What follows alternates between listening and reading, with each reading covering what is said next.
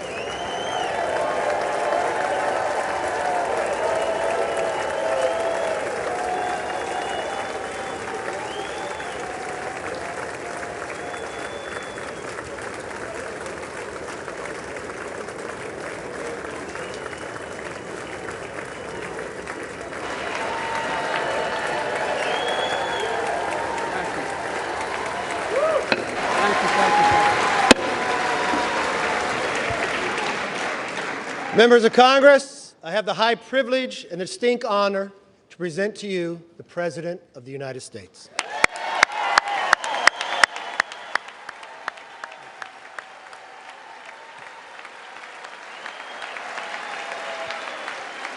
Mr. Speaker. Thank you. You can smile. It's okay. Thank you, thank you, thank you. Thank you. Please.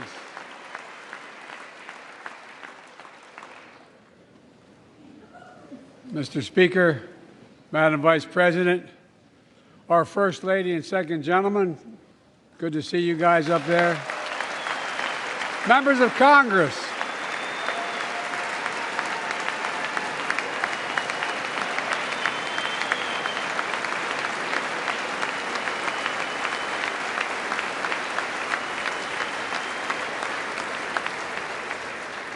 by the way, Chief Justice, I may need a court order. She gets to go to the game tomorrow, next week. I have to stay home. Got to work something out here. Members of the Cabinet, leaders of our military, Chief Justice, Associate Justice, and retired Justice of the Supreme Court, and to you, my fellow Americans. You know, I start tonight by congratulating the 118th Congress and the new Speaker of the House, Kevin McCarthy.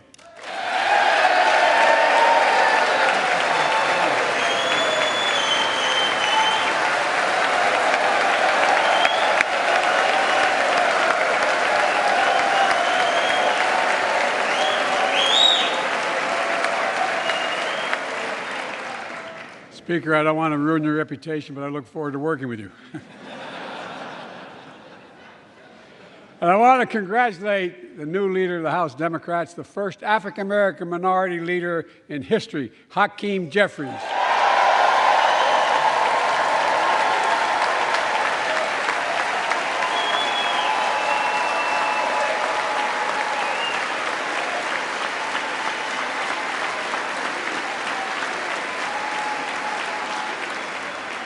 He won in spite of the fact I campaigned for him. Congratulations to the longest-serving leader in the history of the United States Senate, Mitch McConnell. Where are you, Mitch?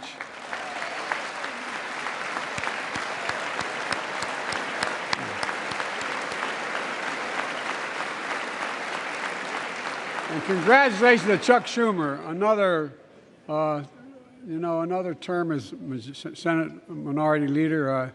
I think you. Only this time you have a slightly bigger majority, Mr. Leader. You're the majority leader. About that much bigger? Yeah. Well, I tell you what. I want to give special recognition to someone who I think is going to be considered the greatest speaker in the history of the House of Representatives, Nancy Pelosi.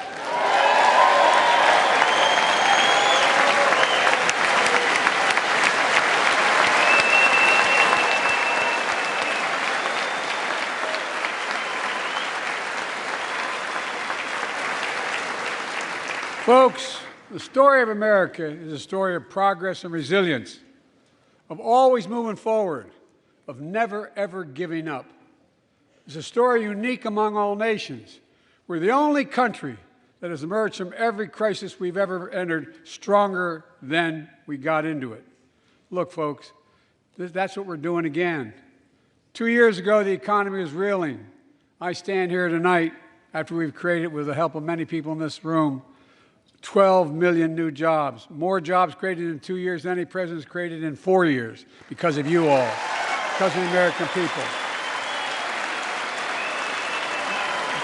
2 years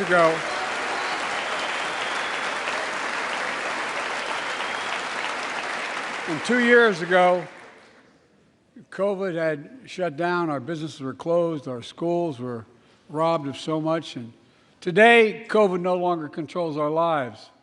And 2 years ago, democracy faced its greatest threats in the Civil War, and today, though bruised, our democracy remains unbowed and unbroken.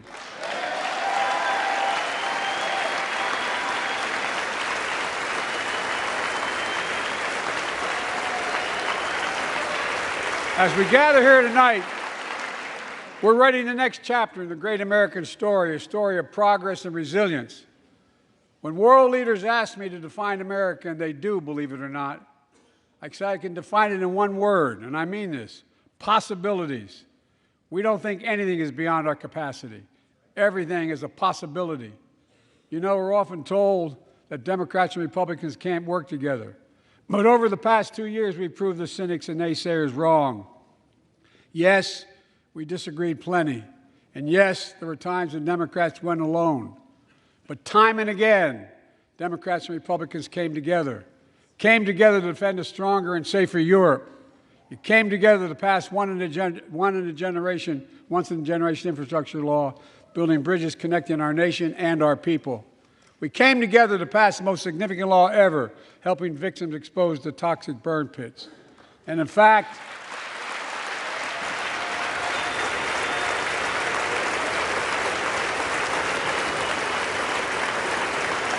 it was important.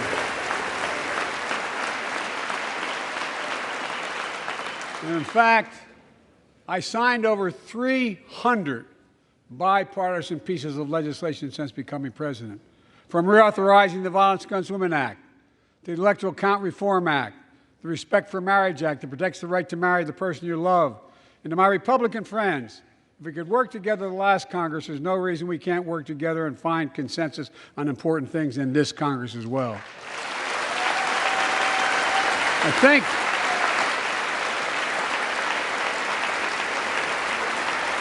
folks, you all are as formed as I am, but I think the people sent us a clear message. Fighting for the sake of fighting, power for the sake of power, conflict for the sake of conflict gets us nowhere. That's always been my vision of our country, and I know it's many of yours. To restore the soul of this nation, to rebuild the backbone of America, America's middle class, and to unite the country. We've been sent here to finish the job, in my view.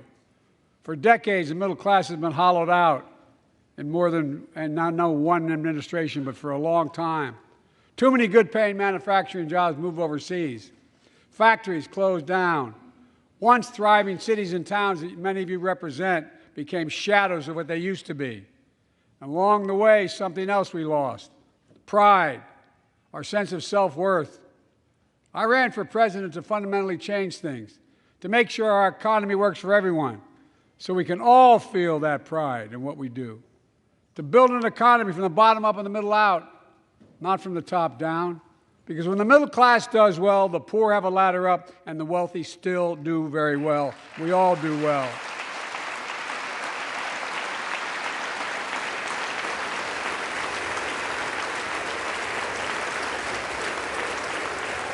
I know a lot of you always kid me for always quoting my dad, but my dad used to say, "Joey, a job's about a lot more than a paycheck." He really would say this. It's about a lot more than a paycheck. It's about your dignity. It's about respect. It's about being able to look your kid in the eye and say, "Honey, it's going to be okay," and mean it. Well, folks, so let's look at the results. We're not finished yet by any stretch of the imagination, but unemployment rate is at 3.4%, a 50-year low. A near record unemployment. Near record unemployment for Black and Hispanic workers. We've already created, with your help, 800,000 good-paying manufacturing jobs, the fastest growth in 40 years. And where is it written? Where is it written that America can't lead the world in manufacturing? And I don't know where that's written. For too many decades, we imported projects and exported jobs. Now, thanks to what you've all done, we're exporting American products and creating American jobs. Folks, inflation has been a global problem because the pandemic disrupted our supply chains, and Putin's unfair and brutal war in Ukraine disrupted energy supplies as well as food supplies, blocking all that grain in Ukraine. But we're better positioned than any country on earth right now. But we have more to do. But here at home, inflation is coming down. Here at home, gas prices are down $1.50 from their peak. Food inflation is coming down, not fast enough, but coming down. Inflation has fallen every month for the last 6 months, while take-home pay has gone up. Additionally, over the last 2 years, a record 10 million Americans applied to start new businesses. 10 million. And by the way, every time someone starts a small business is an act of hope. And Madam Vice President, I want to thank you for leading that effort to ensure that small businesses have access to capital and the historic laws we enacted that are going to just come into being. Standing here last year, I shared with you a story of American genius and possibilities. Semiconductors, small computer chips the size of a fingerprint that power everything, from cell phones to automobiles and so much more. These chips were invented in America. Let's get that straight. They were invented in America. We used to make 40% of the world's chips. In the last several decades, we lost our edge. We're down to only producing 10%. We all saw what happened during the pandemic when chip factories shut down overseas. Today's automobiles need 3,000 chips, each of those automobiles. But American automobiles couldn't make enough cars because there weren't enough chips. Car prices went up, people got laid off, so did everything from refrigerators to cell phones. We can never let that happen again. That's why we came together to pass the Bipartisan Chips and Science Act.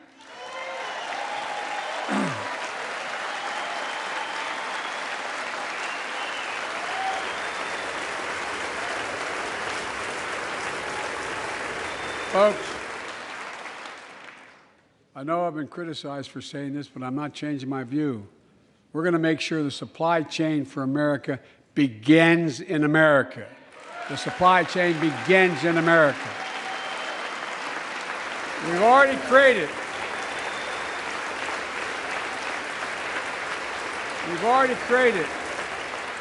800,000 new manufacturing jobs without this law, before the law kicks in. With this new law, we're going to create hundreds of thousands of new jobs across the country. And I mean all across the country, throughout not just the coast, but through the middle of the country as well. That's going to come from companies that have announced more than $300 billion in investment in American manufacturing over the next few years. Outside of Columbus, Ohio, Intel is building semiconductor factories on 1,000 acres, literally a field of dreams. It's going to create 10,000 jobs, that one investment, 7,000 construction jobs, 3,000 jobs in those factories once they're finished. They call them factories. Jobs paying an average of $130,000 a year, and many do not require a college degree.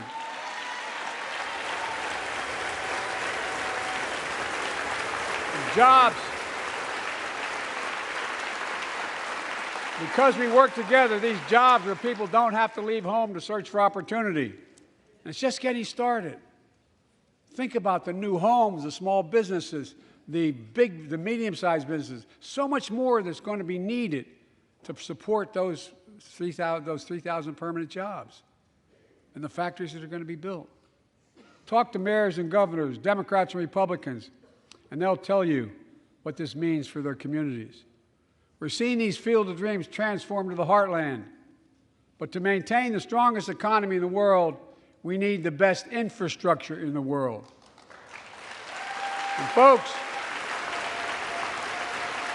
as you all know, we used to be #1 in the world in infrastructure. We've sunk to 13th in the world. The United States of America, 13th in the world in infrastructure, modern infrastructure. But now we're coming back because we came together and passed the bipartisan infrastructure law, the largest investment in infrastructure since President Eisenhower's interstate highway system.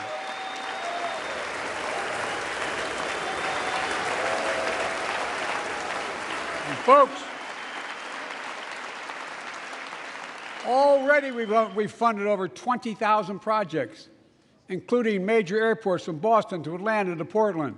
Projects that are going to put thousands of people to work rebuilding our highways, our bridges, our railroads, our tunnels, ports, airports, clean water, high-speed internet, all across America. Urban, rural, tribal. And folks, we're just getting started. We're just getting started. and I mean this sincerely. I want to thank my Republican friends who voted for the law, and my Republican friends who voted against it as well. But I still get asked to fund the projects in those districts as well. But don't worry. I promised I'd be a president for all Americans. We'll fund these projects. And I'll see you at the groundbreaking. Look, this law will further unite all of America.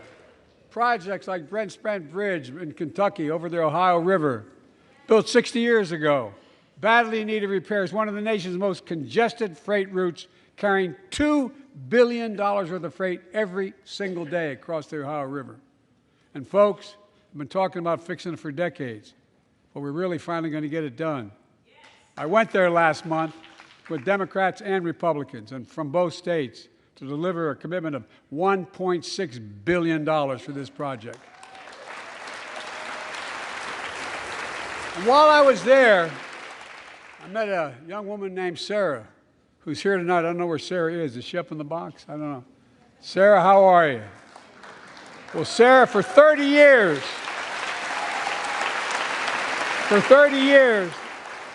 I learned, she told me she'd been a proud member of the Iron Workers Local 44, known as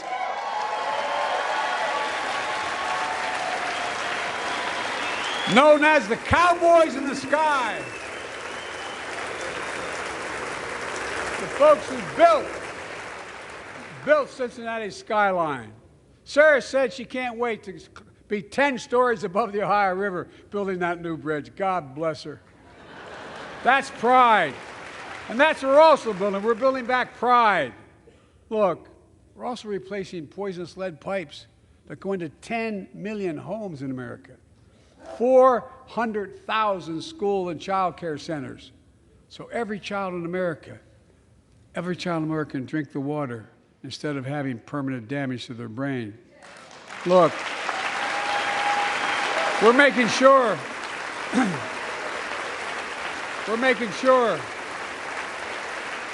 that every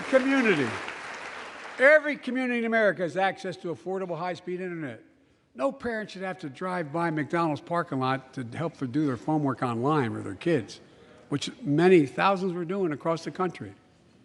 And when we do these projects, and again I get criticized for this, but I make no excuses for it, we're going to buy American. We're going to buy American. Folks,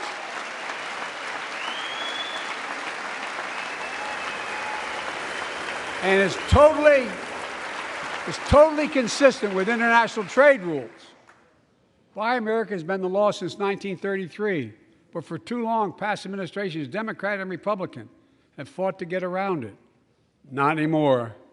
Tonight, I'm announcing new standards that require all construction materials used in federal infrastructure projects to be made in America.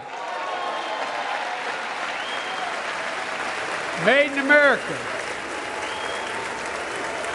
I mean it. Lumber, glass, drywall, fiber optic cable. And on my watch, American roads, bridges, and American highways are going to be made with American products as well. Folks, my economic plan is about investing in places and people that have been forgotten. So many of you listening to me tonight, I know you feel it. So many of you felt like you've just simply been forgotten. Amid the economic upheaval of the past 4 decades, too many people have been left behind and treated like they're invisible. Maybe that's you watching from home. Remember the jobs that went away. You remember them, don't you? The folks at home remember them. You wonder whether the path even exists anymore for your children to get ahead without having to move away. Well, that's why I get that. That's why we're building an economy where no one's left behind. Jobs are coming back. Pride is coming back because choices we made in the last several years. You know, this is, in my view, a blue-collar blueprint to rebuild America and make a real difference in your lives at home. For example, too many of you lay in bed at night like my dad did, staring at the ceiling, wondering what in God's name happens if your spouse gets cancer, or your child gets deadly ill, or something happens to you. What are you going to have? You get money to pay for those medical bills? Or you're going to have to sell the house or try to get a second mortgage on it. I get it. I get it. With the Inflation Reduction Act that I signed into law, we're taking on powerful interests to bring health care costs down so you can sleep better at night with more security. You know, we pay more for prescription drugs than any nation in the world. Let me say it again. We pay more for prescription drugs than any major nation on earth. For example, 1 in 10 Americans has diabetes. Many of you in this chamber do, and in the audience.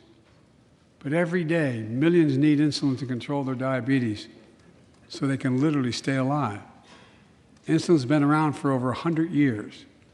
The guy who invented it didn't even patent it because he wanted it to be available for everyone. It cost the drug companies roughly $10 a vial to make that insulin. Packaging and all, you may get up to $13. But Big Pharma has been unfairly charging people hundreds of dollars, $400 to $500 a month, making record profits. Not anymore. Not anymore.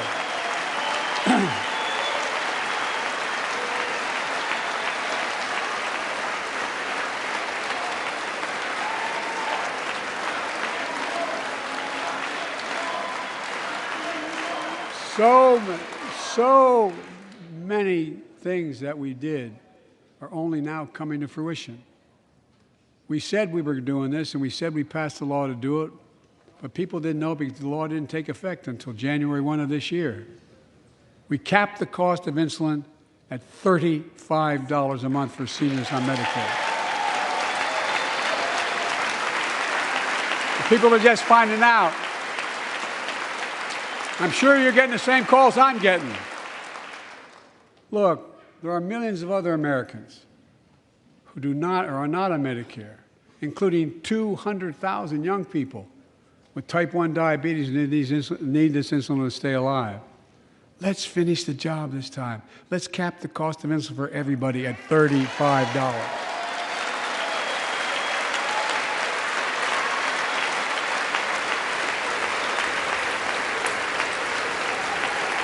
Folks, the Big Pharma is still going to do very well, I promise you all. I promise you they're going to do very well. This law also caps and won't even go into effect until 2025. It costs out-of-pocket drug costs for seniors on Medicare at a maximum of $2,000 a year. You don't have to pay more than $2,000 a year, no matter how much your drug costs are. Because you know why? You all know it. Many of you, like many in my family, have cancer. You know the drugs can range from $10,000, $11,000, $14,000, $15,000 for the cancer drugs. And if drug prices rise faster than inflation, drug companies are going to have to pay Medicare back the difference. We're finally giving Medicare the power to negotiate drug prices, bringing down prescription drug costs doesn't just save seniors money, it cuts the federal deficit by billions of dollars, by hundreds of billions of dollars. Because these prescription drugs are drugs purchased by Medicare to keep their commitment to the seniors. Well, guess what? Instead of paying $400 or $500 a month, you're paying $15. That's a lot of savings for the federal government. And by the way, why wouldn't we want that? Now, some members here are threatening, and I know it's not an official party position, so I'm going to exaggerate, but threatening to repeal the Inflation Reduction Act. As my coach, that's okay, that's fair. As my football coach used to say, lots of luck in your senior year. Make no mistake, if you try anything to raise the cost of prescription drugs, I will veto it. Look, I'm pleased to say that more Americans have health insurance now than ever in history. A record 16 million people are enrolled in the Affordable Care Act. And thanks to the law I signed last year, millions are saving $800 a year on their premiums. And by the way, that law was written and the benefit expires in 2025. So my plea to some of you, at least in this audience, let's finish the job and make these savings permanent. Expand coverage of Medicaid.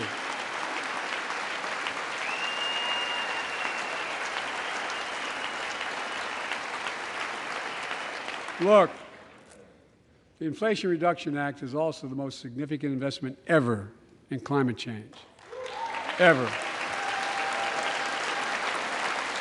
Lowering utility bills, creating American jobs, leading the world to a clean energy future. I visited the devastating aftermath of record floods, droughts, storms, and wildfires from Arizona to New Mexico to all the way up to the Canadian border. More timber has been burned, as I've observed from helicopters, than the entire state of Missouri. And we don't have global warming? Not a problem. In addition to emergency recovery, from Puerto Rico to Florida to Idaho, we're rebuilding for the long term. New electric grids that are able to weather major storms and not prevent those forest fires. Roads and water systems withstand the next big flood. Clean energy to cut pollution and create jobs in communities often left behind. We're going to build 500,000 electric vehicle charging stations installed across the country by tens of thousands of IBEW workers. And we're helping families save more than $1,000 a year with tax credits to purchase electric vehicles and efficient appliances, energy-efficient appliances. Historic conservation efforts to be responsible stewards of our land.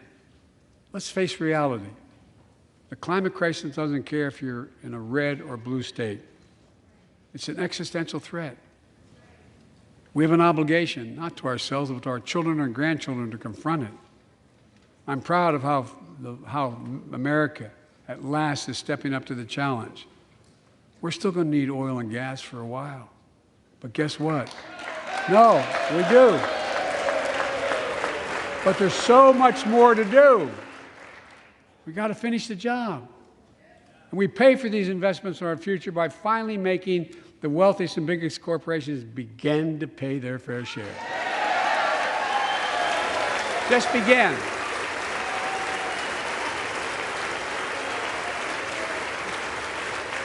Look, I'm a capitalist.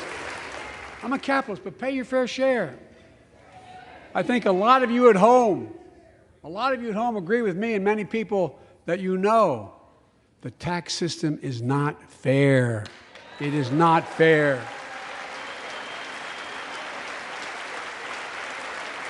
Look, the idea that in 2020, 55 of the largest corporations in America, the Fortune 500, made $40 billion in profits and paid zero in federal taxes? Zero? Folks, it's simply not fair. But now, because of the law I signed, billion-dollar companies have to pay a minimum of 15%. God love them. 15%. That's less than a nurse pays.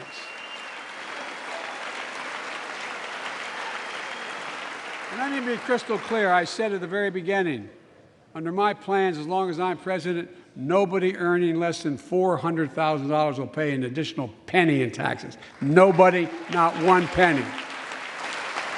But let's finish the job. There's more to do. We have to reward work, not just wealth. Pass my proposal for the billionaire minimum tax. You know, there's 1,000 billionaires in America. It's up from about 600 in the beginning of the term. But no billionaire should be paying a lower tax rate than a school teacher or a firefighter. I mean it. Think about it.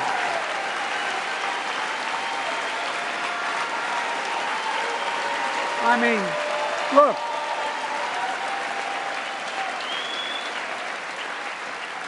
I know you aren't enthusiastic about that, but think about it. Think about it. Have you noticed Big Oil just reported its profits, record profits? Last year they made $200 billion in the midst of a global energy crisis. I think it's outrageous. Why? They invested too little of that profit to increase domestic production.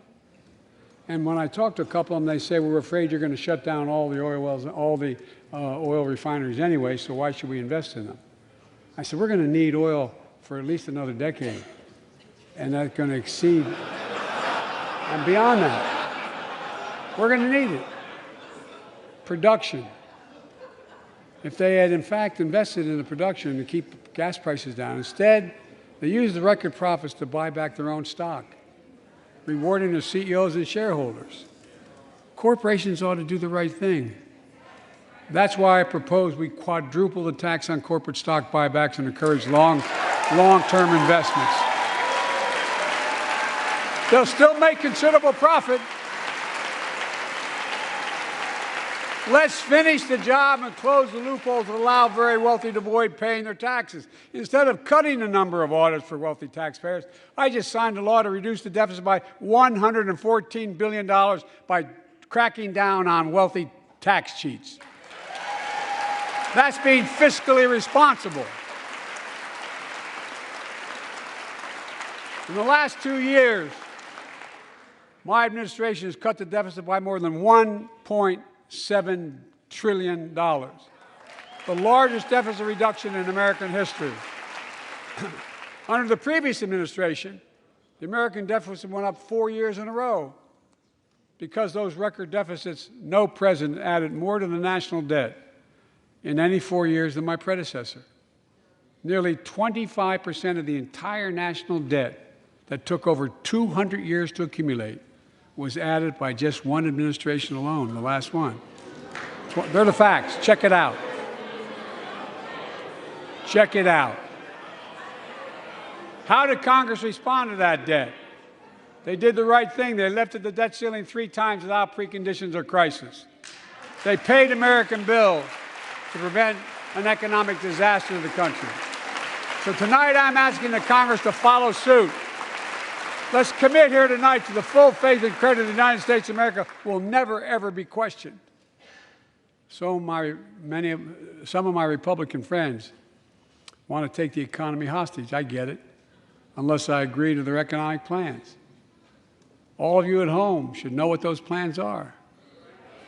Instead of making the wealthy pay their fair share, some Republicans want Medicare and Social Security to sunset. I'm not saying it's a majority. Let me give you, anybody who doubts it, contact my office. I'll give you a copy. I'll give you a copy of the proposal. That means Congress doesn't vote. Well, I'm glad to see you. And I tell you, I enjoy conversion. You know, it means if Congress doesn't keep the programs the way they are, they'd go away. Other Republicans say, I'm not saying it's a majority of you. I don't even think it's even a significant, but it's being proposed by individuals. I'm not politely not naming them, but it's being proposed by some of you. Look, folks, the idea is that we're not going to be moved into being threatened to default on the debt if we don't respond.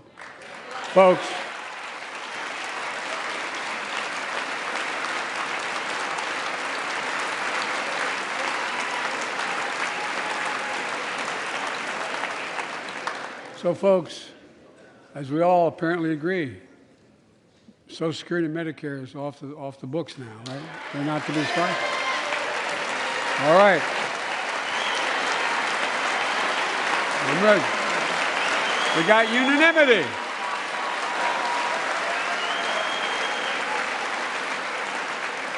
Social Security and Medicare are a lifeline for millions of seniors. Americans have to pay into them from the very first paycheck they started. So tonight, let's all agree, and we apparently are, let's stand up for seniors.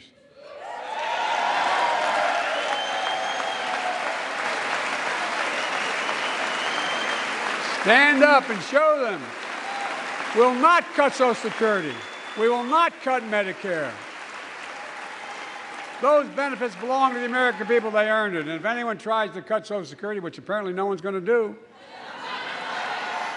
and if anyone tries to cut Medicare, I'll stop them. I'll veto it. And look, I'm not going to allow them to be taken away. Not today, not tomorrow, not ever. But apparently it's not going to be a problem. Next month, when I offer my fiscal plan, I ask my Republican friends to lay down their plan as well. I really mean it. Let's sit down together and discuss our mutual plans together. Let's do that.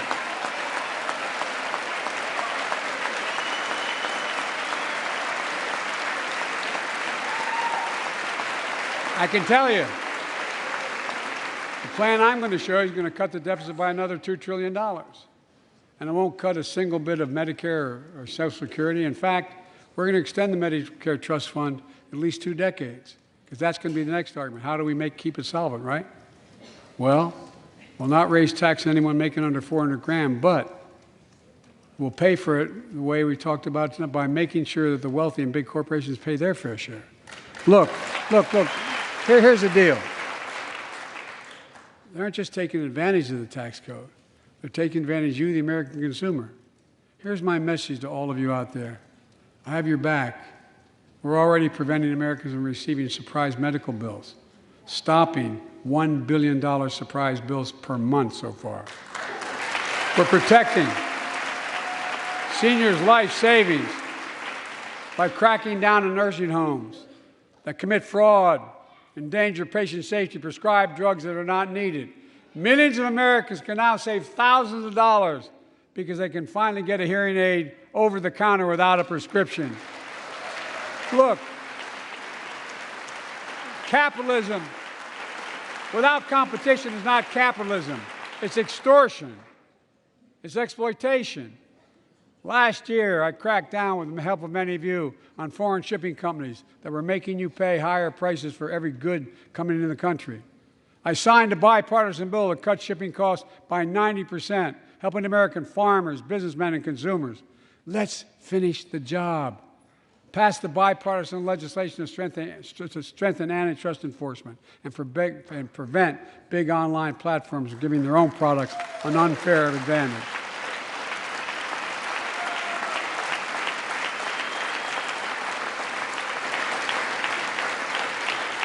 My administration is also taking on junk fees, those hidden surcharges too many companies use to make you pay more. For example, we're making airlines show you the full ticket price up front, refund your money if your flight is canceled or delayed. We've reduced exorbitant bank overdrafts by saving consumers more than $1 billion a year. We're cutting credit card late fees by 75%, from $30 to $8. Look, junk fees may not matter to the very wealthy, but they matter to most other folks in homes like the one I grew up in, like many of you did. They add up to hundreds of dollars a month. They make it harder for you to pay your bills or afford that family trip. I know how unfair it feels when a company overcharges you and gets away with it. Not anymore. We've written a bill to stop it all. It's called the Junk Fee Prevention Act. We're going to ban surprise resort fees that hotels charge on your bill. Those fees can cost you up to $90 a night at hotels that aren't even resorts. The idea that cable, internet, and cell phone companies can charge you $200 or more if you decide to switch to another provider. Give me a break. We can stop service fees on tickets to concerts and sporting events and make companies disclose all the fees up front. And we'll prohibit airlines from charging $50 round trip for a family just to be able to sit together. Baggage fees are bad enough. Airlines can't treat your child like a piece of baggage. Americans are tired of being. We're tired of being played for suckers. So pass the Junk Fee Prevention Act so companies stop ripping us off. For too long, workers have been getting stiffed, but not anymore. We're beginning to restore the dignity of work. For example, I should have known this, but I didn't until 2 years ago. 30 million workers have to sign non-compete agreements for the jobs they take. 30 million. So a cashier at a burger place can't walk across town and take the same job at another burger place and make a few bucks more. It just changed. But they just changed it because we exposed it. That was part of the deal, guys. Look it up. But not anymore. We're banning those agreements so companies have to compete for workers and pay them what they're worth.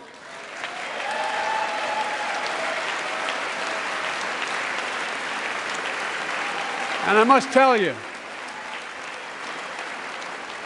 this is bound to get a response from my friends on my left but the right. I'm so sick and tired of companies breaking the law by preventing workers from organizing. Pass the PRO Act, because business have a right, workers have a right to form a union. And let's guarantee all workers have a living wage. Let's make sure working parents can afford to raise a family with sick days, paid family medical leave, affordable child care. That's going to enable millions of more people to go and stay at work. And let's restore the full child tax credit, which gave tens of millions of parents some breathing room and cut child poverty in half to the lowest level in history. And by the way, when we do all these things, we increase productivity. We increase economic growth. So let's finish the job and get more families access to affordable, quality housing. Let's get seniors who want to stay in their homes the care they need to do so. Let's give more breathing room to millions of family caregivers looking after their loved ones. Pass my plan so we get seniors and people with disabilities the home care and services they need. And support the workers who are doing God's work. These plans are fully paid for, and we can afford to do them. Restoring the dignity of work means making education an affordable ticket to the middle class. You know, when we made public education, 12 years of it, universal in the last century, we made the best educated, best paid, we became the best educated, best paid nation in the world. But the rest of the world's caught up. It's caught up. Jill, my wife, who teaches full time, has an expression. I hope I get it right, kid. Any nation that out-educates us is going to out-compete us. Any nation that out-educates is going to out-compete us. Folks, we all know 12 years of education is not enough to win the economic competition of the 21st century. We want to have the best educated workforce.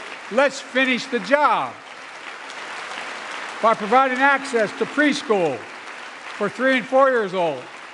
Studies show that children who go to preschool are nearly 50% more likely to finish high school and go on to earn a 2 or 4 year degree, no matter their background they came from.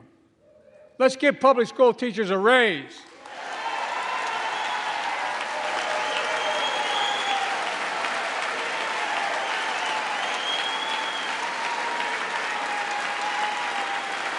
We're making progress by reducing student debt, increasing Pell Grants for working and middle-class families. Let's finish the job and connect students to career opportunities starting in high school.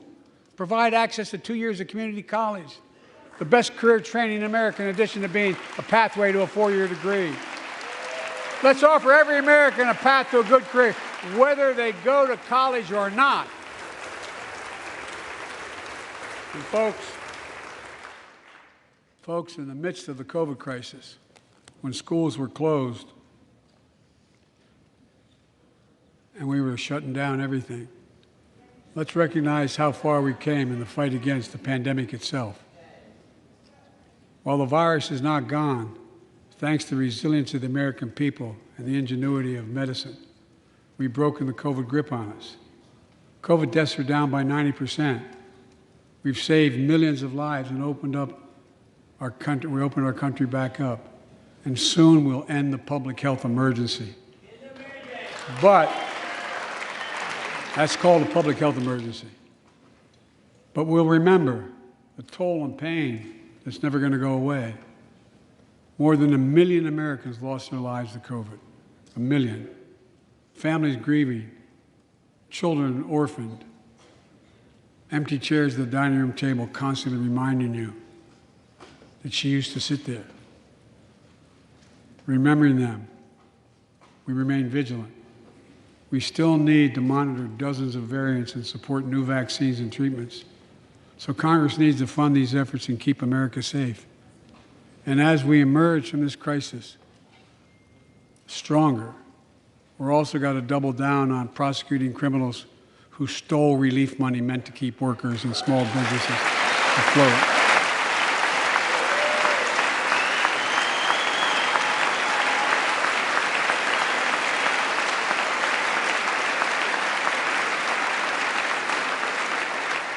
Before I came to office, you remember, during that campaign, the big issue was about inspector generals who would protect taxpayers' dollars who were sidelined. They were fired. Many people said we don't need them. And fraud became rampant. Last year, I told you the watchdogs are back. Since then, we've recovered billions of taxpayers' dollars. Now let's triple the anti-fraud strike force going after these criminals, double the statute of limitations on these crimes, and crack down on identity fraud by criminal syndicates stealing billions of dollars from the American people. And the data shows that for every dollar we put into fighting fraud, the taxpayers get back at least 10 times as much. It matters. It matters. Look, COVID left its scars, like the spike in violent crime in 2020, the first year of the pandemic. We have an obligation to make sure all people are safe. Public safety depends on public trust, as all of us know. But too often that trust is violated. Joining us tonight are the parents of Tyree Nichols. Welcome.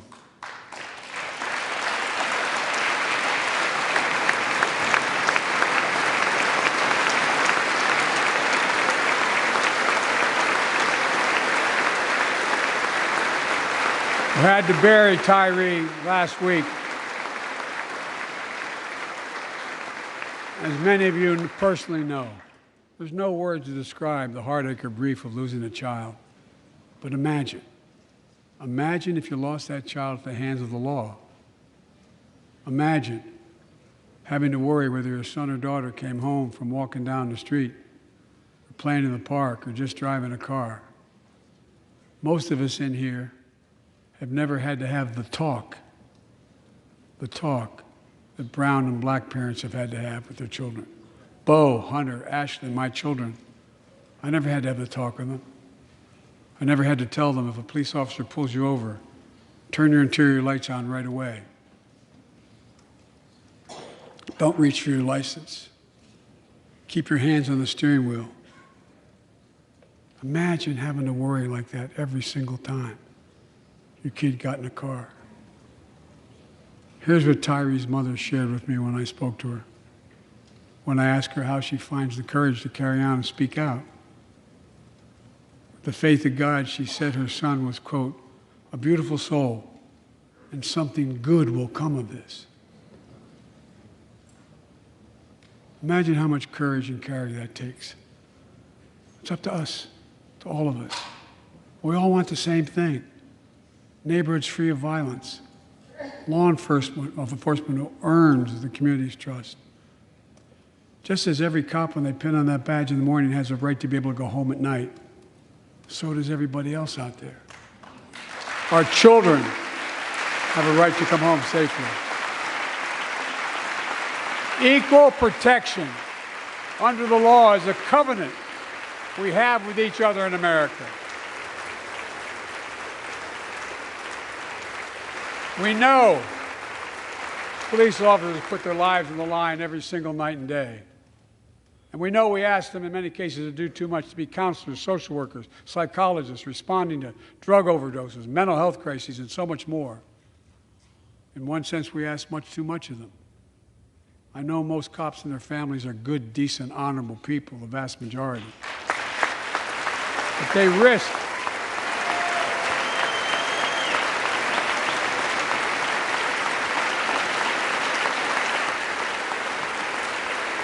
they risk their lives every time they put that shield on.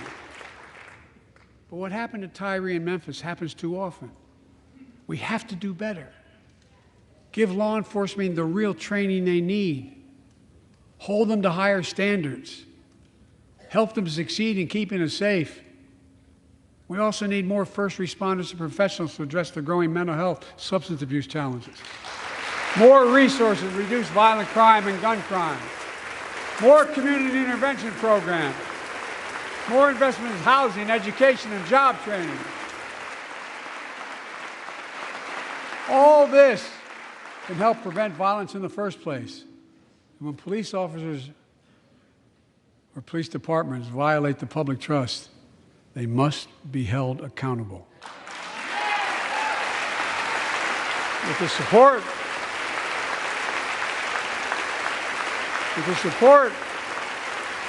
of the families of victims, civil rights groups, and law enforcement, I signed an executive order for all federal officers, banning chokeholds, restricting no-knock warrants, and other key elements of the George Floyd Act.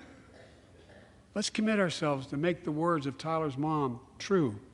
Something good must come from this. Something good. And all of us,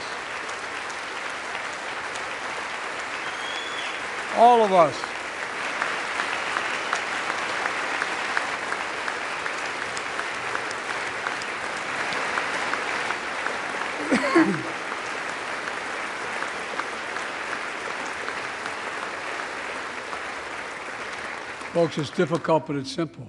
All of us in this chamber, we need to rise to this moment.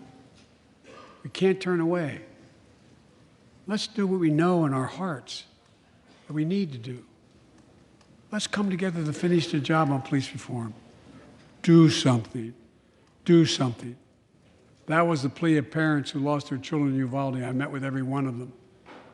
Do something about gun violence. Thank God. Thank God we did. Passing the most sweeping gun safety law in 3 decades. That includes things like that the majority of responsible gun owners already support. Enhanced background checks for 18 to 21 years old. Red flag laws, keeping guns out of the hands of people who are a danger to themselves and others. But we know our work is not done. Joining us tonight is Brandon Say, a 26-year-old hero. Brandon put his college dreams on hold to be at his mom's side. His mom's side when she was dying from cancer. And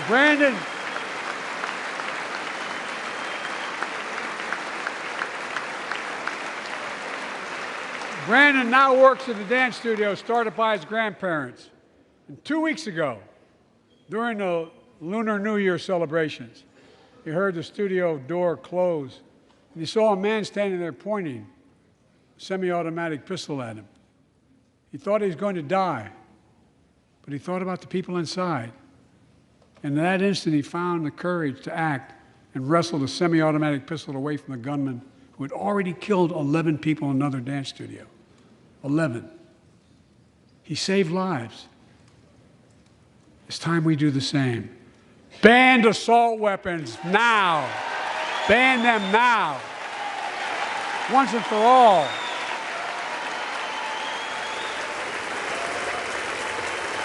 I led the fight to do that in 1994.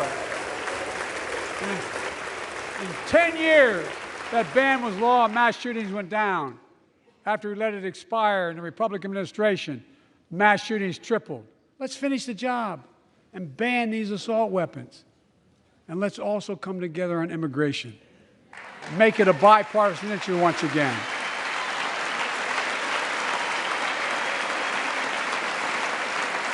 We now have a record number of personnel working to secure the border, arresting 8,000 human smugglers, seizing over 23,000 pounds of fentanyl in just the last several months.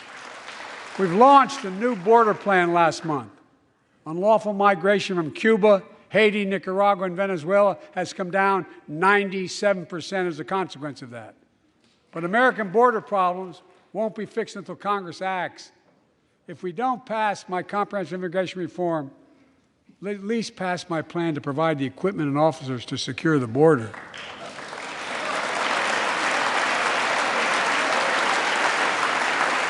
And a pathway to citizenship for dreamers, those on temporary status, farm workers, essential workers. Here in the People's House, it's our duty to protect all the people's rights and freedoms. Congress must restore the right and the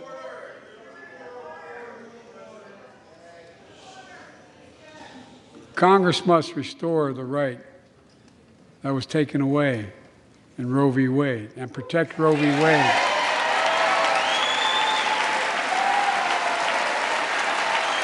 Give every woman a constitutional right. The Vice President and I are doing everything to protect access to reproductive health care and safeguard patient safety. While already more than a dozen states are enforcing extreme abortion bans. Make no mistake about it. If Congress passes a national ban, I will veto it. But let's also pass the Bipartisan Equality Act to ensure LGBTQ Americans, especially transgender young people, can live with safety and dignity. Our strength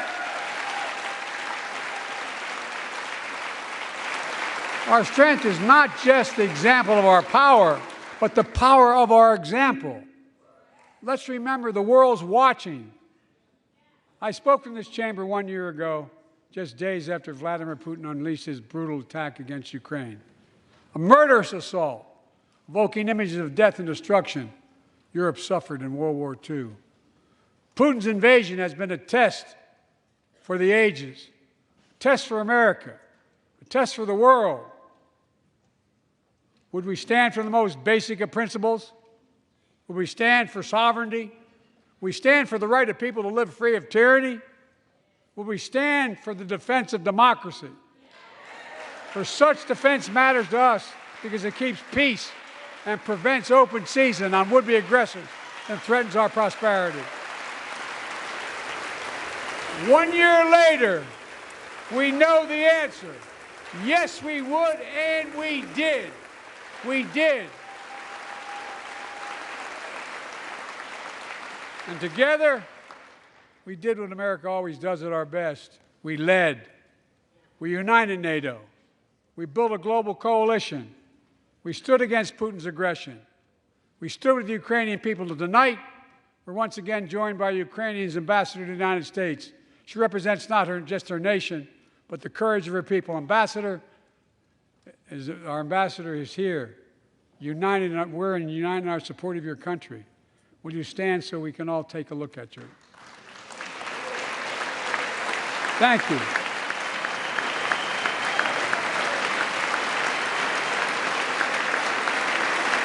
Because we're going to stand with you as long as it takes.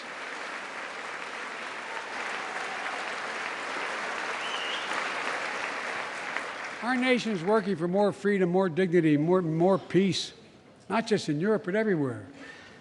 Before I came to office, the story was about how the People's Republic of China was increasing its power, and America was failing in the world. Not anymore. We made clear, and I made clear in my personal conversations, which have been many, with President Xi, that we seek competition, not conflict. But I will make no apologies that we're investing to make America stronger. Investing in American innovation and industries that will define the future that China intends to be dominating. Investing in our alliances and working with our allies to protect advanced technologies so they will not be used against us. Modernizing our military to safeguard stability and deter aggression. Today, we're in the strongest position in decades to compete with China or anyone else in the world. Anyone else in the world. And I'm committed.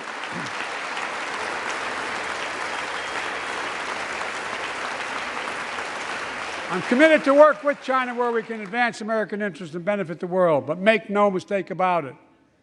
As we made clear last week, if China threatens our sovereignty, we will act to protect our country, and we did.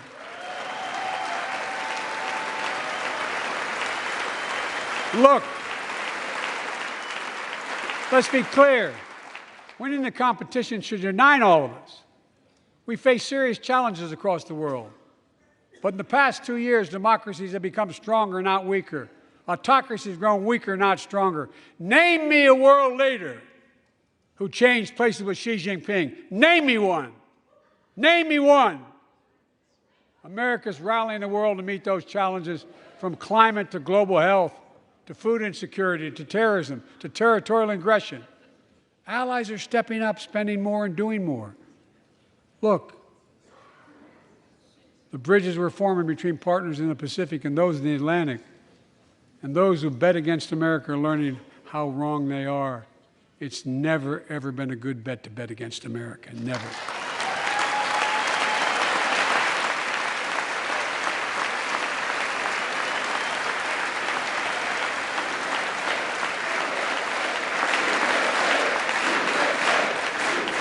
Well,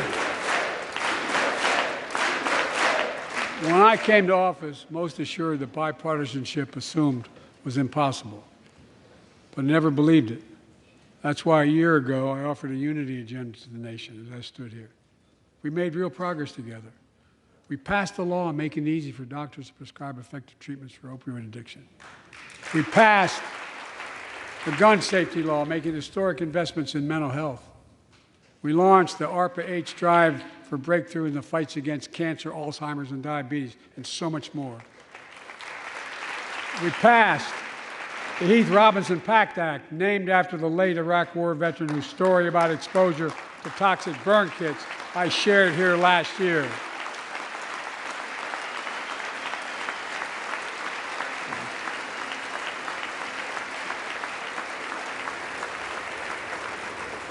I understand something about those burn pits, but there's so much more to do. We can do it together. Joining us tonight is a father named Doug from Newton, New Hampshire. He wrote Jill, my wife, a letter, and me as well, about his courageous daughter, Courtney. A contagious laugh, his sister's best friend, her sister's best friend.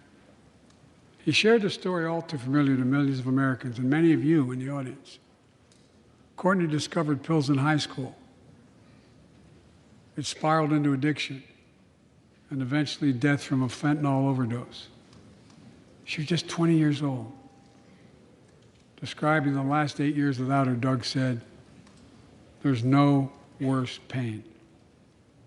Yet their family has turned pain to purpose, working to end the stigma and change laws. He told us he wants to start a journey toward American recovery.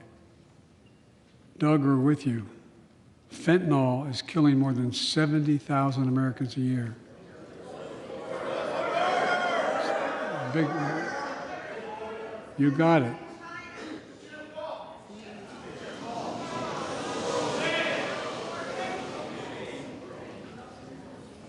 So let's launch a major surge to stop fentanyl production and the sale and trafficking, with more drug detection machines, inspection cargo, stop pills and powder at the border. Working with couriers like FedEx to inspect more packages for drugs. Strong penalties to crack down on fentanyl trafficking. Second, let's do more on mental health, especially for our children. When millions of young people are struggling with bullying, violence, trauma, we owe them greater access to mental health care at their schools. We must finally hold social media companies accountable for experimenting they're doing running children for profit. It's time to pass bipartisan legislation to stop big tech from collecting personal data on our kids and teenagers online. Ban targeted advertising to children and impose stricter limits on the personal data that companies collect on all of us. Third, let's do more to keep this nation's one truly sacred obligation, to equip those we send into harm's way and care for them and their families when they come home. Job training, job placement for veterans and their spouses as they come to return to civilian life. Helping veterans afford the rent, because no one should be homeless in America, especially someone who served the country.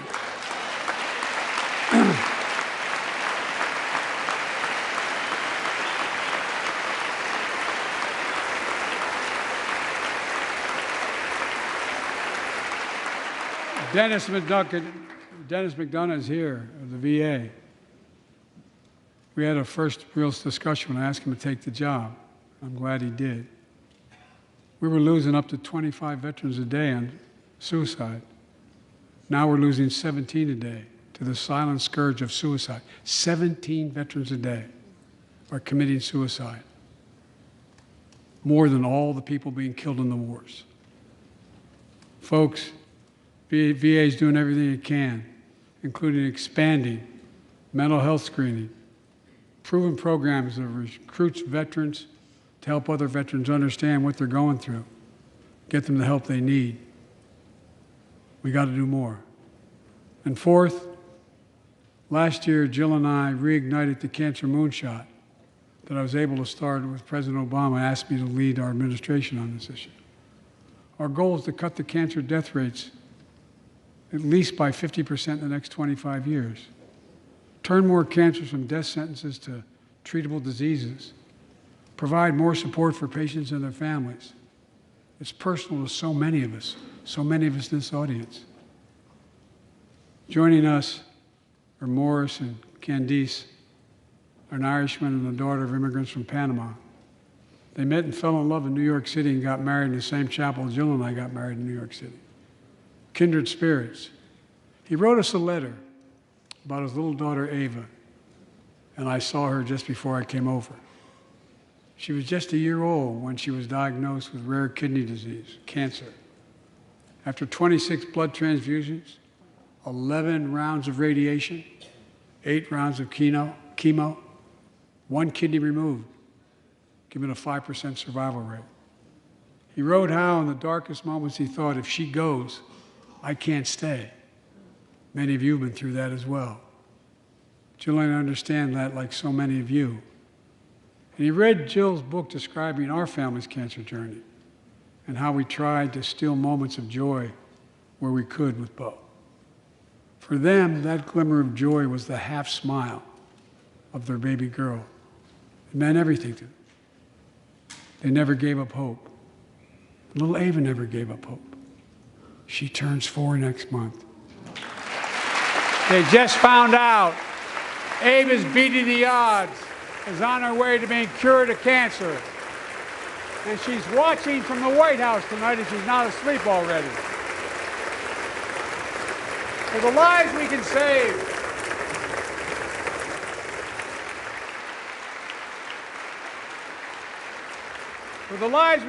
and the lives we've lost, let this be a truly American moment that rallies the country and the world together and proves that we can still do big things. 20 years ago, under the leadership of President Bush and countless advocates and champions, he undertook a bipartisan effort through PEPFAR to transform the global fight against HIV/AIDS. It's been a huge success. He thought big. He thought large. He moved. I believe we can do the same thing with cancer.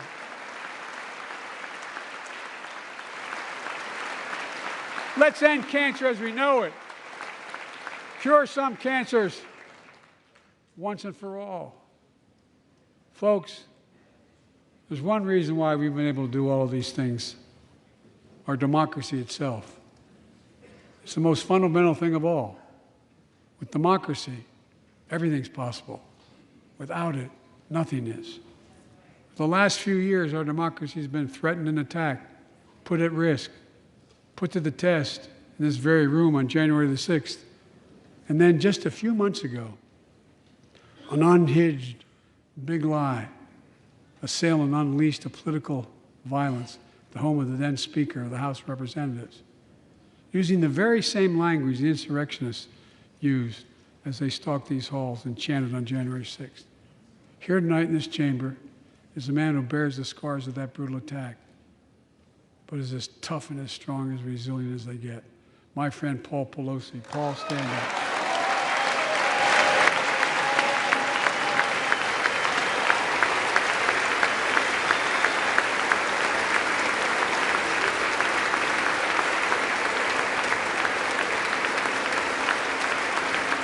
But such a heinous act should have never happened. We must all speak out. There's no place for political violence in America. We have to protect the right to vote, not suppress the fundamental right. Honor the results of our elections, not subvert the will of the people. We have to uphold the rule of law and restore trust in our institutions of democracy. And we must give hate and extremism in any form no safe harbor.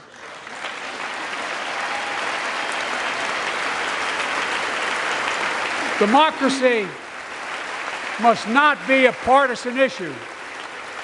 It's an American issue. Every generation of Americans has faced a moment where they have been called to protect our democracy, defend it, stand up for it.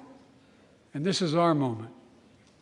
My fellow Americans, we meet tonight at an inflection point, one of those moments that only a few generations ever face, where the direction we now take is going to decide the course of this nation for decades to come. We're not bystanders of history. We're not powerless before the forces that confront us. It's within our power of we, the people. We're facing the test of our time. We have to be the nation we've always been at our best, optimistic, hopeful, forward-looking.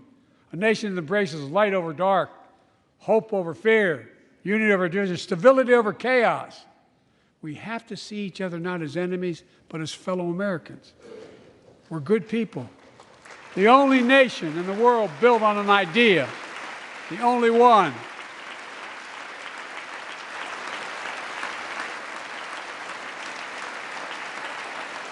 Other nations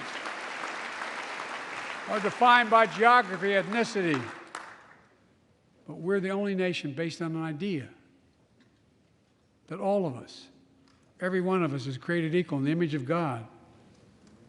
A nation that stands as a beacon to the world. A nation in a new age of possibilities. So I've come to fulfill my constitutional obligation to report in the State of the Union. And here's my report. Because the soul of this nation is strong, because the backbone of this nation is strong, because the people of this nation are strong, the State of the Union is strong.